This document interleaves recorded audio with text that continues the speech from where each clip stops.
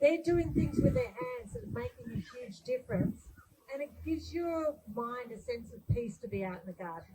It takes you away from that stress and strain and the pressure of exams and that essay that's due and the homework that hasn't been done and thinking about all the years you've still got left at school. This is where you'll find that peace. So use the compost club because it'll be a foundation to the rest of your life.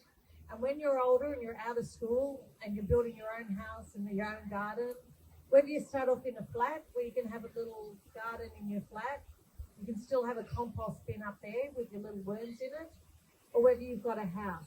This is the foundation of where you will learn it, and your library is the foundation of where you will get that knowledge. So well done to all you girls that have done that. Thank you for the beautiful cards from some of you. But get outdoors. Don't always sit indoors.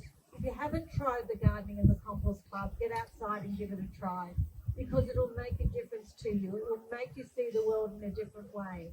Just even if you just lie under the trees and look up and notice that the trees don't join and that you can always see sky from them, they're the kind of joys from nature and gardening that you'll always get.